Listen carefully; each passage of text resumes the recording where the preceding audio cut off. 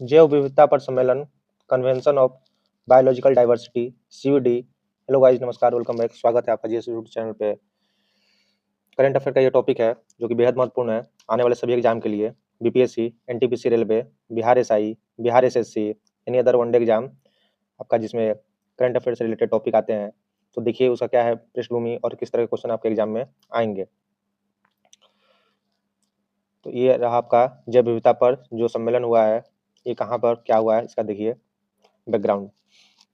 वर्तमान में सभी देश संयुक्त राष्ट्र जैव विविधता सम्मेलन, बायोडायवर्सिटी सम्मेलन के लिए कोलंबिया के शहर कैली में एकत्रित हुए हैं, जो कि प्रत्येक 2 वर्ष में आयोजित होता है। तो पहला क्वेश्चन तो यही हो गया कि उसका सम्मेलन कहाँ पे हुआ, कोलंबिया। अगर स्पेशली आपसे शहर पूछे तो हो जाएगा कोलंबिया का शहर कैली।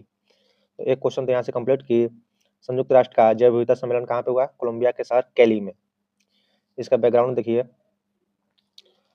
सीबीडी के लिए पार्टिया का 16वां सम्मेलन यासी ओपी 16 2 साल पहले जैव विविधता पर ऐतिहासिक समझौते के अंतिम रूप दिए जाने के बाद पहली बार बैठक है।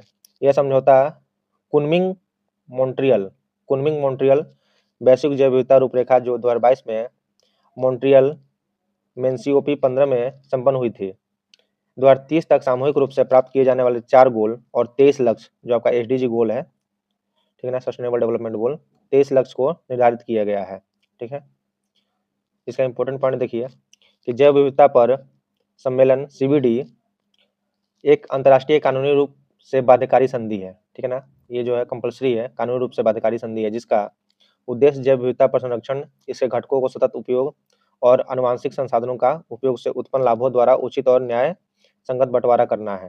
ठीक है, आगे देखिए। 1992 में रियो पृथ्वी शिखर सम्मेलन। तो एक क्वेश्चन तो ये हो गया कि रियो शिखर सम्मेलन पहला कब हुआ था, 1992 में। पर्यावरण और विकास पर संयुक्त राष्ट्र सम्मेलन UNCED में हुआ है। ठीक है, आगे देखिए CBD का उद्देश्य क्या है।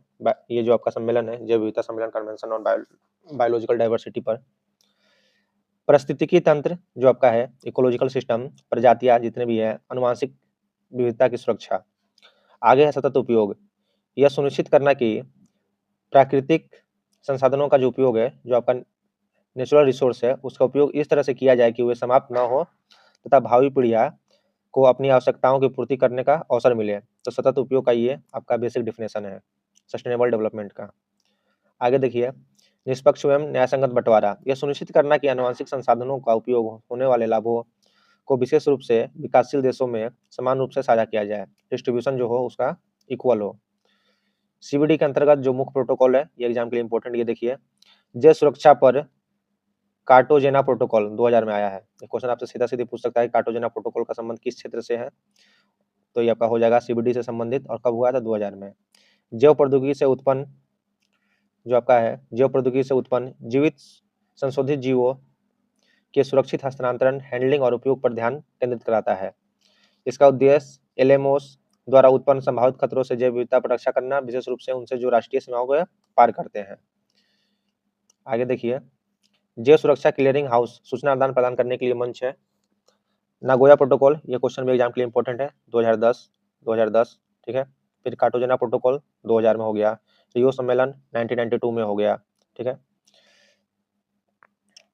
आगे देखिए, यह सुनिश्चित करता है कि आनुवंशिक संसाधनों जैसे फार्मास्यूटिकल जितने भी आपका दवा से रिलेटेड है या कृषि के उपयोग से होने वाले लाभों को मूल देशों के साथ समान रूप से साझा किया जाए। ये सब जितना भी चीज है, ये सब CBD के अंतर्गत है। ठीक है,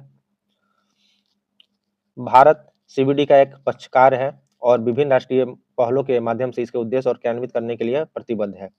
जैविक विविधता अधिनियम 2002 जैविक संसाधनों के संरक्षण और उनके लाभों के न्याय संगत बंटवारे को सुनिश्चित करने के लिए CBD के अनुपालन के अधिनियमित भारतीय कानून है। तो जो भारत में कानून बना है वो इसका पक्षकार है, जो इसका समर्थन करता है।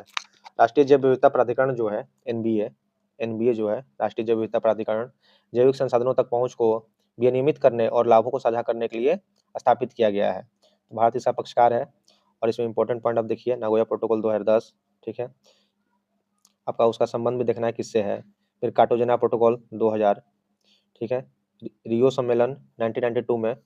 ठीक है, इसे पहला पृथ्वी सम्मेलन भी बोलते हैं। कहीं-कहीं एग्ज़ाम में आपसे क्वेश्चन भी रहेगा कि पृथ्वी प्लस 5 का सम्मेलन कब हुआ है? तो 92 प्लस 5 कितना हो गया? 1997, ठीक है? तो इस तरह से ये प्रोसेस आपका सम्मेलन आगे जा रहा है, बढ़ रहा है। और उससे भी ज़्यादा इम्पोर्टेंट आपका हो गया कि जैव विविधता पर जो सम्मेलन हुआ है, वो कहाँ पे हुआ है? कोलंबिया के शहर कैली में हुआ है।